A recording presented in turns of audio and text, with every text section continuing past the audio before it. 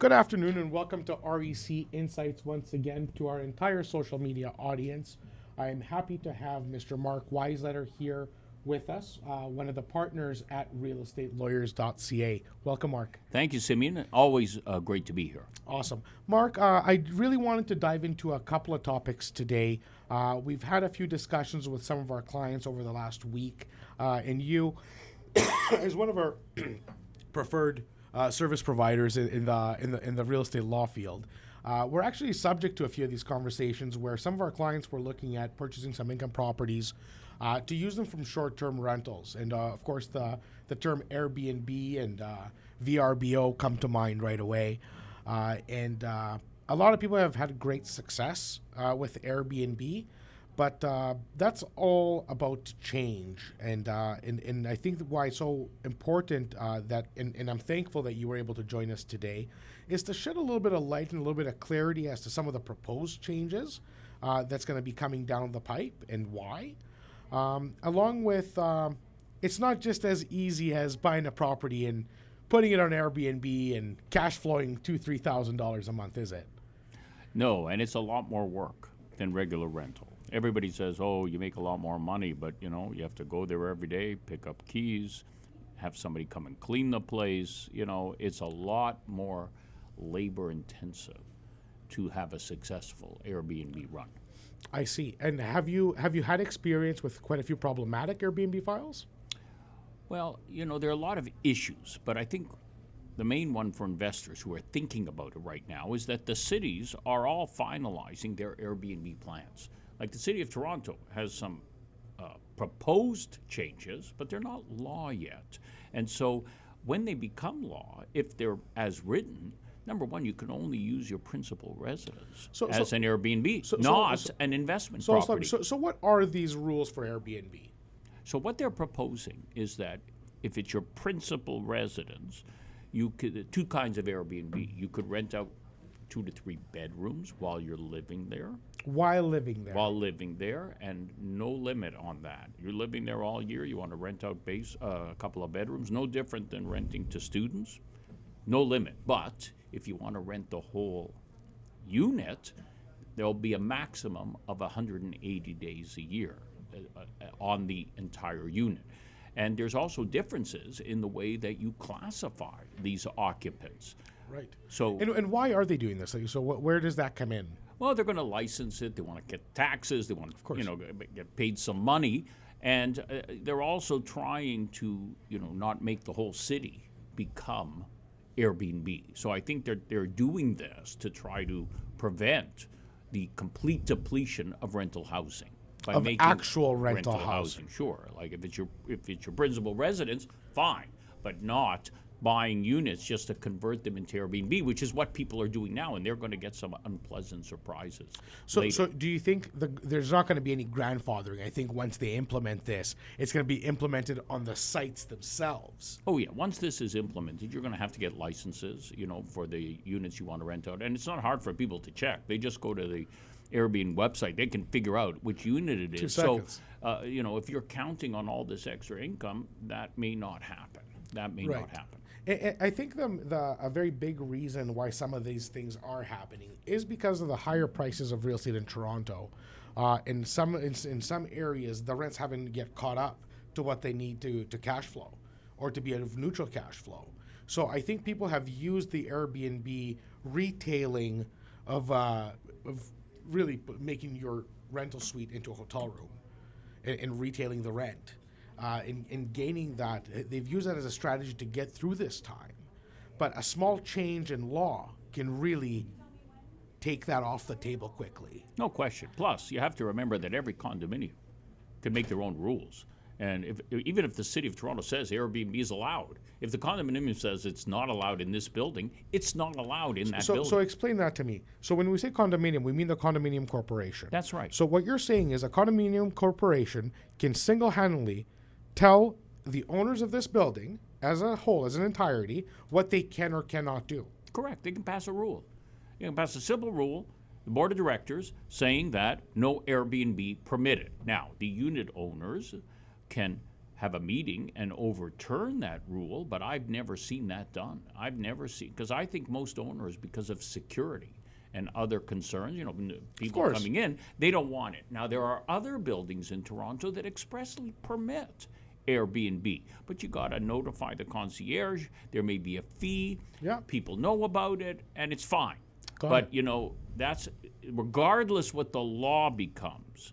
When you're buying a condominium, you've got to ask that question: will the building permit Airbnb? Right. From a legal perspective, and this is all very interesting because I think this is going to really make a few people think, because a lot of people have really taken this strategy for granted.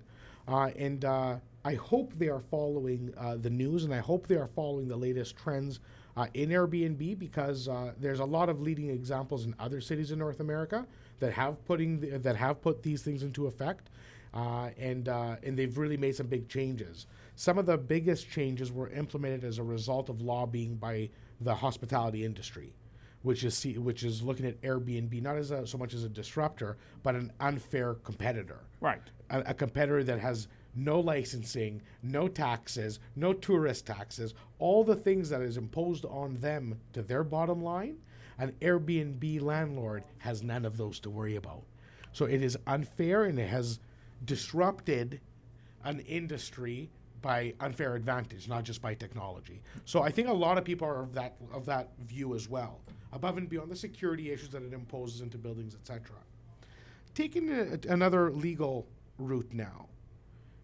If I choose to rent an Airbnb and I choose to stay there for a month, does that make me a tenant? Very interesting question. And it goes back to how... And the reason I'm asking this is, am I now protected by Ontario Tenancies Act? Great question, Simeon. And this goes back to the definition of an Airbnb. If you're living in the house and you rent out a couple of rooms to somebody, they never become a tenant, because they're sharing your kitchen and your bathroom. They never have rights of a tenant. You can always treat them as a guest. Whenever you want them to leave, lock them out. But when you're giving somebody your entire unit, even for a week, short term, they have rights as a tenant in Ontario. They do? Sure. The only exceptions are what I just gave you, renting a room to a student, or if it's a vacation property, seasonal type rentals can be outside the act. Otherwise, every one of those people can just say, I'm a tenant. Give me notice. I'm not going. My God. I'm not going. My God.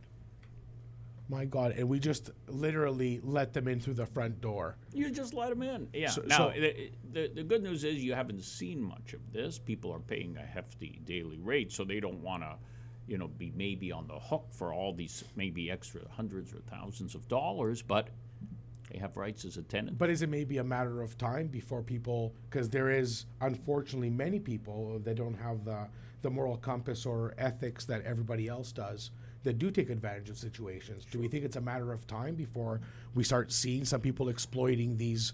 Yeah, imagine somebody who comes and says, I'll pay for a week. Yeah. Go to the platform, pay for a week, and then say, oh, by the way, I'm a tenant. I'm sticking around. Call the landlord board. Yeah, call the board. Call Airbnb. I'm not going. I would love to hear from our guests if anybody Yeah. has had any type of experience on this. Please I do hope not. share. I really hope not. But, it is completely possible because So they're a tenant. how do you evict an Airbnb renter that became A tenant. Non-payment, like non-payment of rent. So they're not paying you their daily rate. Now go. It takes 3 months to take somebody to the board. Imagine they sit there for 30 days and then just say, okay, goodbye. Now go sue them in their home country, wherever it is they come from. Imagine. Wow. Imagine that. So look, the good news is I haven't heard of these stories, but you asked me the law. They have rights as tenants. That's amazing, and I thank you for answering that. One final question, because again, Airbnb, these are all questions that we've been asked. Insurance. I wanted to maybe mention a little bit about insurance. And my next question was exactly Yeah, about insurance. And then people think, oh, it's okay. No, but somebody comes in, they have a party, the place is ruined. Right. Where do we go from here? So the the Airbnb, the others, they say they have insurance, which will cover these kind of damages. And so a lot of people think, well, if Airbnb is going to cover that, I don't have to say anything to my own insurance company. And so a couple of things flow from that. Okay, let's say the guest doesn't damage the place, but they leave, and then the next day, you know, some kind of flood happens. Right. And you call the insurance company, and the insurance company says, wait a minute, you've been running Airbnb in there. You never told us about that. You're supposed to tell us when the risk increases. So now we're not covering this damage because you didn't tell us about the Airbnb. I'll tell you about another case. Somebody rented for a week, Airbnb, moved in, and then they liked the place. So they said to the owner, how about if we stay another week? And the owner said, sure, pay me directly. So they paid them directly. Then Off Airbnb. Then damage happened. Airbnb said, we're not covering this. You didn't go through our website. The home insurance said, we're not covering this. You didn't tell us about Airbnb. So you see, Airbnb has lots of different issues. If you want to get into it, you better understand that it's not just about the cleaning and being rated as a good host. There's a lot of legal stuff you have to be aware of. Yeah, and there's intricacies to it. What would be your advice overall to somebody who's thinking of buying real estate to create short-term rentals, whether they be Airbnb, VRBO? What would your advice be? Where do they start? Well, number one, it's very hard to get a unit that's empty in the city of Toronto. You know, that's a problem right there. And so the only way you can evict 0.6% vacancy. in yeah, Toronto. so the only way you can get an apartment today to evict a tenant is you have to be moving in yourself. If you're moving in yourself and then planning to rent it on Airbnb, hello, you're not moving in yourself. And so you've evicted somebody falsely, and there could be 10, 20, who knows, thousands of dollars of fines, and the landlord and tenant board is looking into this. So right away, you have this risk. And there is no shortage of examples. They're making examples out of landlords all the time right All now. the time. The people trying to trick people with the family reason, Yeah. you know, it's not really a family, or the renovation nonsense where we pretend to renovate. You know, there's all kinds of examples. So it's not going to be easy, number one, to get an empty unit In Toronto. and just turn it into an Airbnb. And I've even written that even if you did, let's say, take a condominium for yourself and moved in, but then started renting out rooms, somebody could say that's not a legitimate Sure. moving in yourself. Now, if you move in for yourself for a year, then you can completely turn it into an Airbnb. There's a 1 year sort of like Right. period where afterwards you can do that. But a lot of people don't want to do that. They don't want to have to wait a year before they can turn it into Is one. there any resources already out there? I know it's still, like this is all still in its infancy. I know Airbnb has been around for now over 5 years, but it's slowly developing and slowly evolving. And in big centers like Toronto, where it's actually making an impact into the housing supply, where the municipal government feels they need to take a piece of the action and implement changes, I can still say clearly that it's in its infancy and it's developing. Is there any resource, website, or someone that you think you could recommend? Above it, maybe it's yourself. Maybe you have enough exposure. Is there a resource where we could point our audience to start their homework as to due diligence? Well, number one, they do need to understand residential tenancies, and I've written a book on it, and I had videos on it, and Awesome. so people can always. And that's on your website. Yeah, and they can email me to marketrealestatelawyers.ca with any question. Perfect. And usually, because this is an evolving thing, you know, I can always either point them in the right direction as well. Amazing. I think that's a wrap today for REC Insights and short-term rentals. As always, please take a moment to subscribe to our YouTube channel, REC Experience on YouTube.